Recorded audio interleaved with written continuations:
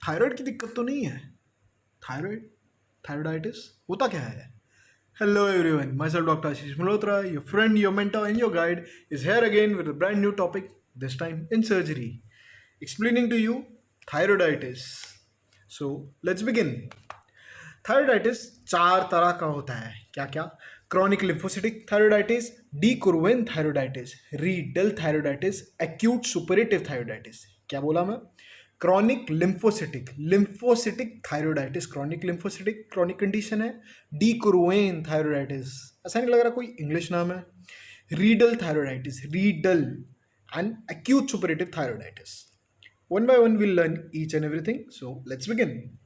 Chronic lymphocytic thyroiditis.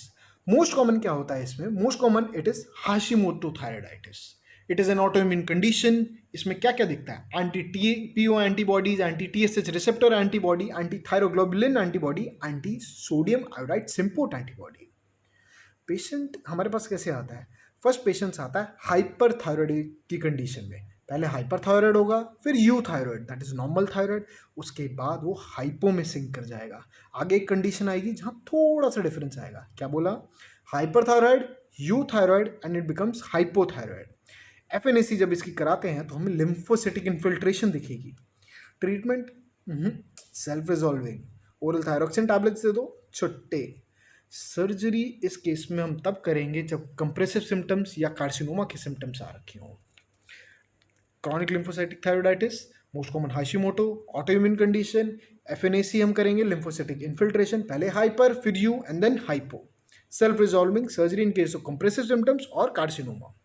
Now comes de Quervain thyroiditis, painful thyroid, painful thyroiditis. Fever होगा, बंदे का ESR infection बढ़ रखा होगा, इन्फेक्शन होगा, ईएसआर बढ़ा है तो HLA-B35 से एसोसिएटेड होगा।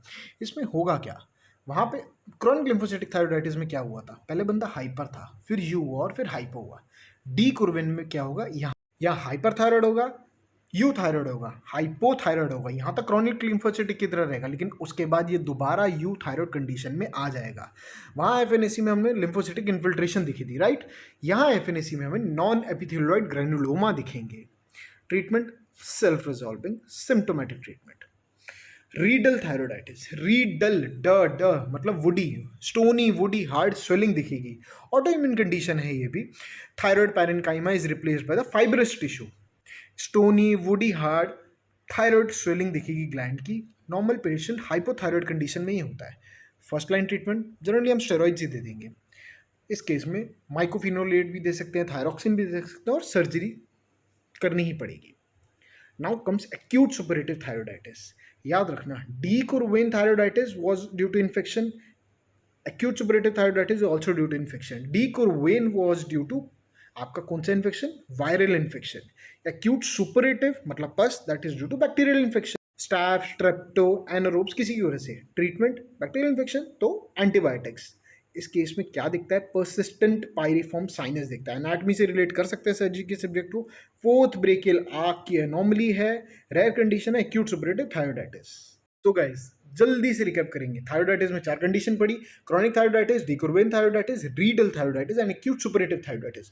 क्रॉनिक और सर डीकुर्वेन में हमने क्या पढ़ा? क्रॉनिक में एफएनएसी में हमें दिखता है लिम्फोसिटिक इन्फिल्ट्रेशन, डीकुर्वेन में एफएनएसी में नॉन एपिथेलियोइड ग्रेनुलोमा दिखता है। रीडल मतलब वुडी स्टोनी हार्ड स्वेलिंग दिखेगी। एक्यूट सुपरेटिव और de Quervain is due to viral infection, acute suppurative thyroiditis is due to bacterial infection. Okay, so I hope ये lecture interesting रहा हो। So okay.